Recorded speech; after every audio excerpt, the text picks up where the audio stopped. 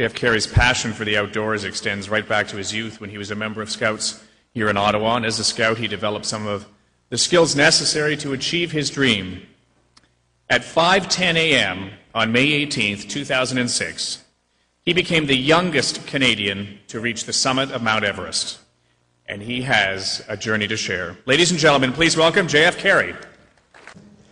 May 18th at 5:10 a.m., I became the youngest Canadian to have climbed Mount Everest, and I owe it to Scouts.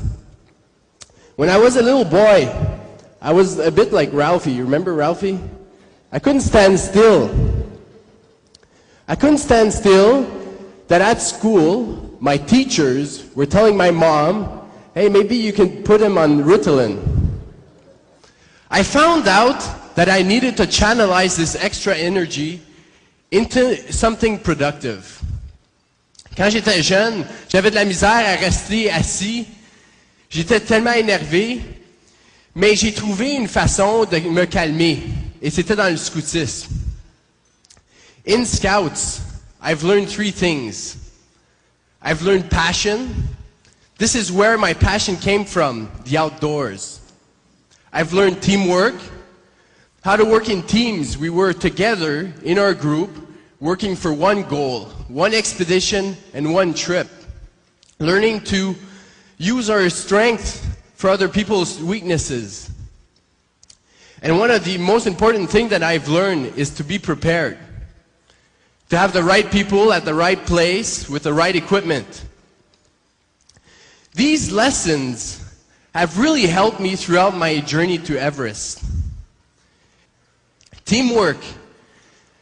Well, in Scouts, we've learned to deal with other people, deal with other personalities, and on Everest, we were together working for one goal.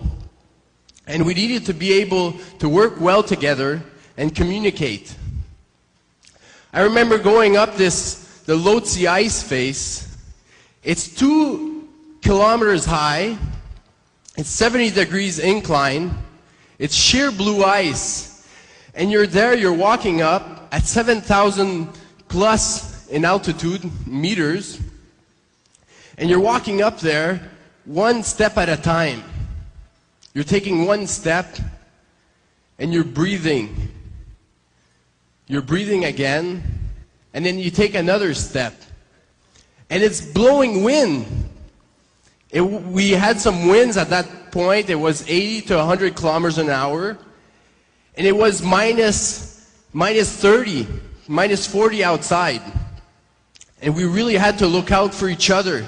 Look at our other people's face, if they had frostbite on it.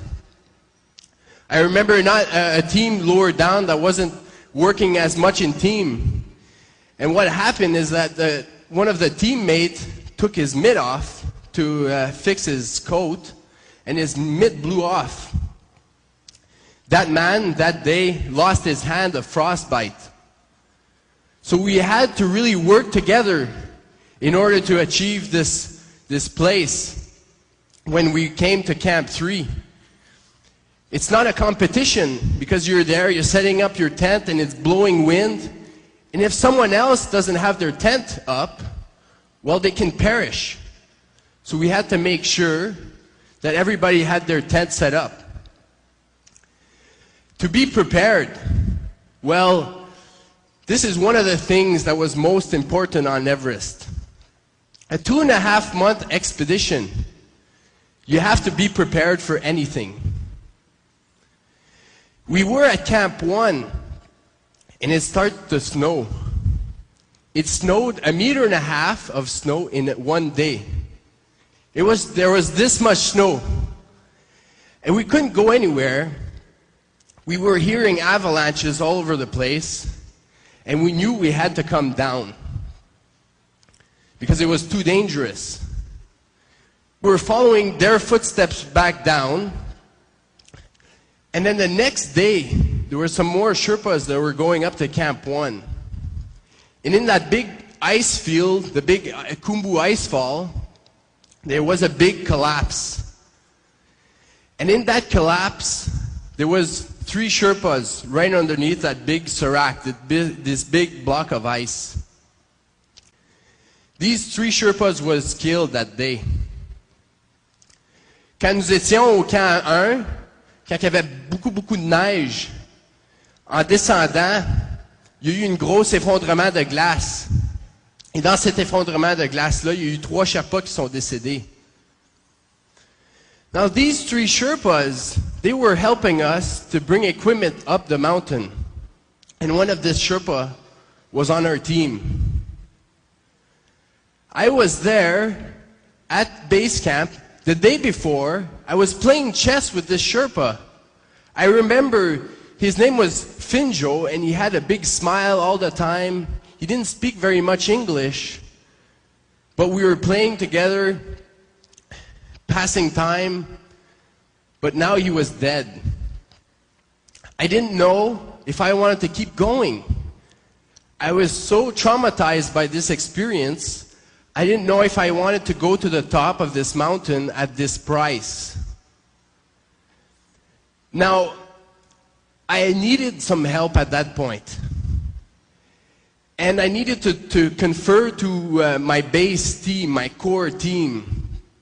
And when I was a scout and when I told what my dream was of climbing Everest, I knew that my parents would always support me. And at that point, I needed to talk to my mom. I was at base camp and I took the satellite phone and I called my mother. And I told her, you know, there was 3 Sherpas that just got killed by falling ice. I don't know if I wanted to keep going. But I thought that my mother would have told me, JF, come back home, you don't need to do this. But you know what she told me? She told me, JF, you've been dreaming of this since you were a little scout. You were telling us that you wanted to climb Everest. You've worked so hard, 6 years of preparation. You've raised $100,000 to go there. Now you're there, and all these people back home are cheering for you. Keep going. And so that's what I did. But these 3 things that I've learned into scouting really came together on that one day. That one day when I went up to the summit. I've been walking for about 24 hours non-stop in the cold at 8,000 meters plus of altitude. We call this section the death zone because our body cannot acclimatize. We're slowly decaying, so we have to do quick. We had to work in teams in order to check each other if we had frostbite on our face. We had our core team down at base camp, up all night, with the radios, seeing where we were, how we were doing. Also, we needed to be prepared for anything. I remember I was right at that spot right here. It was dark. And I was going up, and my mask was frozen. I couldn't breathe. And I was struggling up this face with these old ropes. And I caught my crampon on my suit. And down was coming out of my suit. And I told myself, that's it. This is it. I want to quit. There's too many things happening at the same time. But I sat down, took a drink of water, and I told myself when I was a scout, a lot of things, you know, sometimes they happen at the same time, and I needed to be prepared for anything. So I started to unthaw my mask, and I could start to breathe a little bit more, put it back on. Down was still coming out of my suit. So I took my scarf, I took it out, and I put it around my leg to stop the down from coming out. All that because I was ready, I was prepared for these eventualities. I was going up this last part. I was walking one step at a time.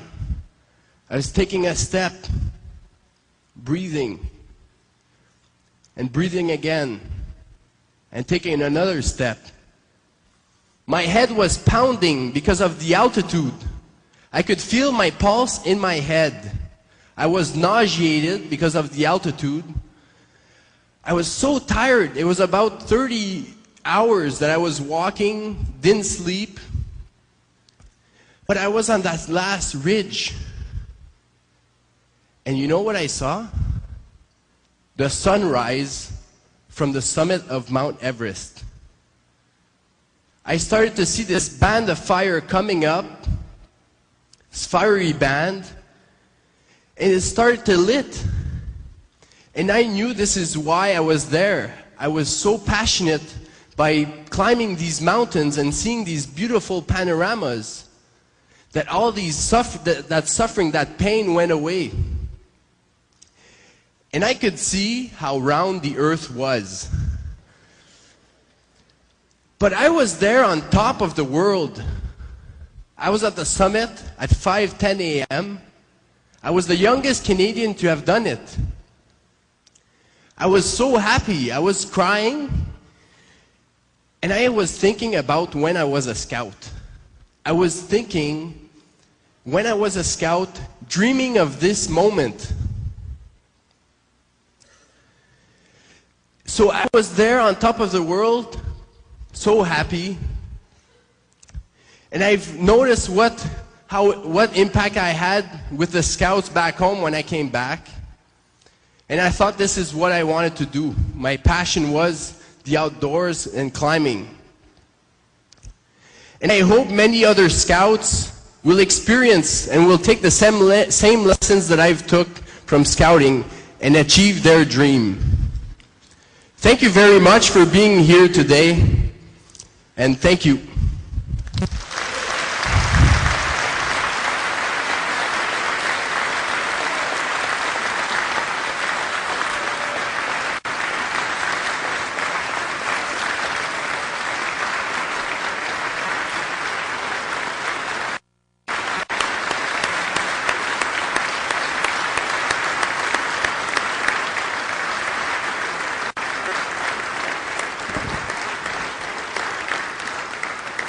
Wow.